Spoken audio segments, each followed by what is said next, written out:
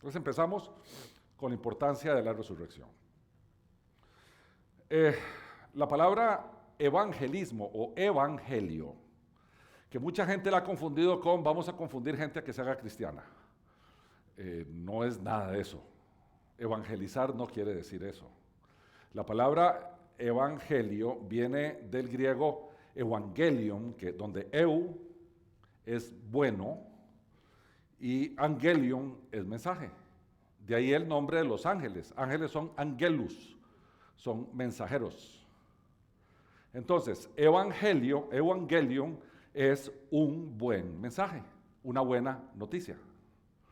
Entonces, si a nosotros nos dices que hay que evangelizar, lo que la Biblia nos está diciendo es hay que ir a dar el buen mensaje. Eso es todo, hay que comunicar el buen mensaje. Opuesto de forma que Jesús se lo puso a sus discípulos, hay que ser testigos.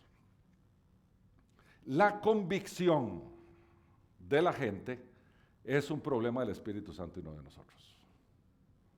Nosotros no podemos sustituir, desbancar al Espíritu Santo de su posición de convicción de pecado, aportador de la fe del ser humano, porque la fe es un fruto del Espíritu, llevar eventos que llevan al arrepentimiento, que también es del Espíritu Santo, tocar en un espíritu muerto para que cobre vida, un nuevo nacimiento, todo eso es función del Espíritu Santo, no nuestra. Por lo tanto, nuestro trabajo es exponer. Y si nuestro trabajo es exponer, ¿qué es lo que tenemos que exponer? ¿En qué consiste la buena noticia? Primero, que Jesús no era solamente un ser humano, sino que además era un ser divino. Segundo, que Jesús, siendo un ser divino, en su capacidad humana, murió, y murió para que nosotros no muriéramos espiritualmente. ¿Por qué digo en su capacidad humana? Porque en su capacidad divina no murió, Dios no muere. Entonces no puede ser, no pudo haber muerto el Hijo, la segunda persona en la Trinidad, ¿verdad? Es imposible. Él murió y al morir Él, logró entonces imputarse nuestro pecado, que lo vimos en la última presentación, y a la vez Él imputarnos su santidad a nosotros, de forma tal que cuando nos presentemos al Padre, que es eternamente santo, nos acepte, porque quien ve en nosotros es a su Hijo. Y lo otro que forma parte del Evangelio es la resurrección de Jesús. Porque si Jesús no resucitó, ni la divinidad ni la muerte sustitutiva son ciertas. Porque la resurrección es la señal inequívoca que Jesús dijo era la que lo califica como Mesías. Entonces, si el Señor no resucitó, Él no era el Mesías. Y si no era el Mesías, no pudo morir en nuestro lugar y por lo tanto no era divino y todo esto no sirve para nada. Por otra parte, Jesús dijo que iba a resucitar. Si Jesús no resucitó, eso lo convierte o en un falso profeta o en un mentiroso. Y por lo tanto lo descalifica como ser divino. Pedro, por otra parte, en sus primeros mensajes, después de que Jesús ascendió a los cielos, Pedro habló de la resurrección. Los apóstoles, cuando el Señor les dijo, cuando estaba a punto de ascender a los cielos, que está en el capítulo 1 del libro de los Hechos de los Apóstoles, los apóstoles, cuando Jesús les dijo, me seréis testigos, uno dice, ok, ¿de qué van a ser testigos? Si uno va y ve los discursos de los apóstoles después, se da cuenta que uno de lo que ellos predicaban era la resurrección, no la muerte. Los apóstoles entendieron la gravedad de la resurrección y por lo tanto, o la gravedad o el beneficio, y eso era lo que predicaron. Y por supuesto, si Jesús no resucitó, el evangelismo no tiene sentido. Por tanto, cuando nosotros estamos hablando de las buenas noticias, o sea, del evangelio, tenemos que tomar en consideración las evidencias que hay detrás. Porque nosotros no vamos a hablar de una fábula, no vamos a hablar de una leyenda, sino vamos a hablar de un hecho histórico, y un hecho histórico tiene que contar con evidencias. Por eso, yo personalmente, a mí no me gusta hablar con la gente en términos estrictamente, ¿qué diríamos? Espirituales, tal vez. si no me gusta aterrizar la fe a una fe racional. Porque al final, cuando el Señor nos mandó amar a nuestro Dios con todo nuestro corazón, dijo con todas nuestras fuerzas, pero dijo con toda nuestra mente, con toda vuestra mente. Eso quiere decir, entienda a quién está amando y entienda por qué lo está amando. Entonces, por una parte nos obliga a ir a investigar quién es ese Dios a quien nosotros debemos amar, y la otra nos obliga a decir por qué deberíamos nosotros amarlo. Entonces, todo eso, yo tengo que combinar mi fe con mi razón.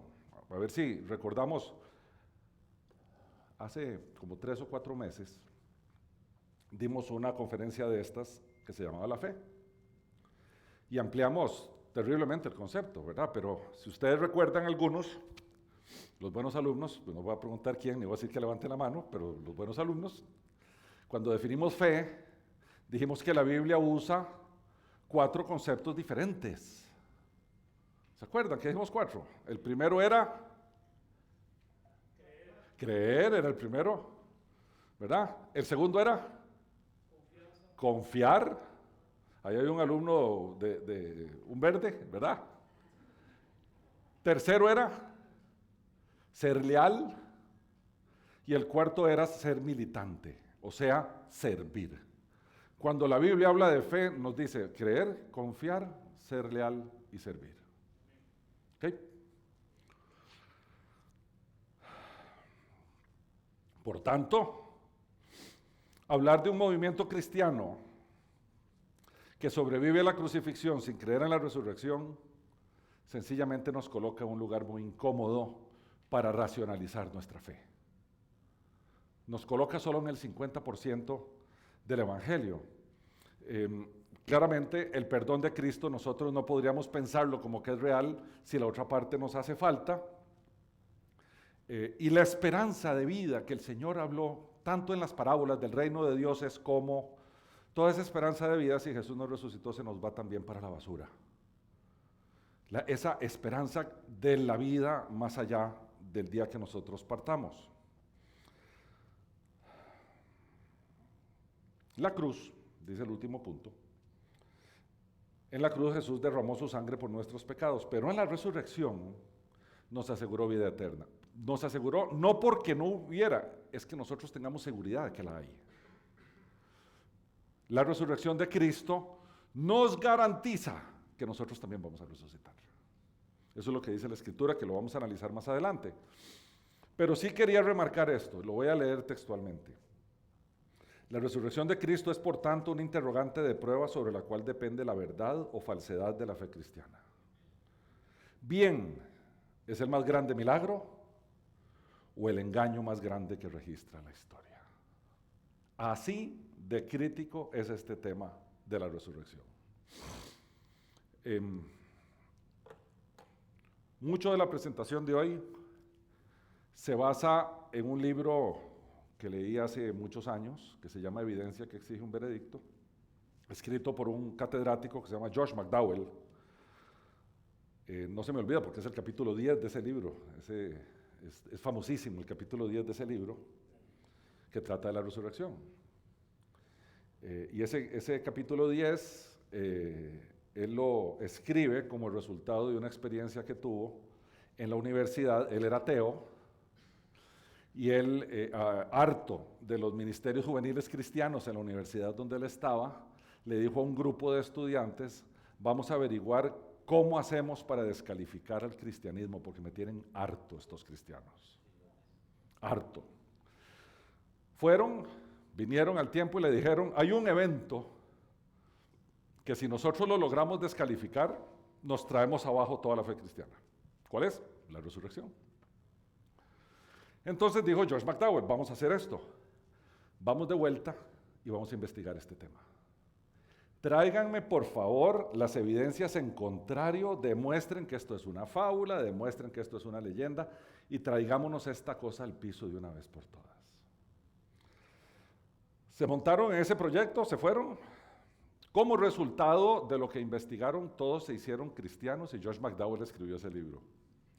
A partir de ese momento, Josh McDowell anda por todas las universidades del mundo dando conferencias sobre la resurrección y las evidencias de quién es Cristo y retando a los ateos, venga de donde vengan, en foros. Él dice que foros de menos de 1000 personas no se mete porque él quiere más gente oyendo las evidencias que él va a presentarle a los ateos sobre que Cristo era quien dijo que era y que resucitó. Entonces uno dice, uff, de ese libro sacamos nosotros mucha de la información que va a haber aquí, y de otro libro que anda por ahí, José Porras. ¿Dónde está? Está por allá. Aquel libro lo usamos también para sacar alguna de la información de aquí, de un tipo escrito por un tipo que se llama Michael Licona, que es como, no es socio, es como compañero del que tal vez sea la autoridad más grande en el tema de la resurrección de Cristo que tenemos hoy en día, un tipo que se llama Gary Habermas. Gary Habermas tiene un montón de videos en YouTube por si ustedes quieren verlo, los videos están traducidos, están subtitulados, ha escrito infinidad de libros relacionados con esto también. Todo eso lo usamos para sacar información y llegar a esta presentación.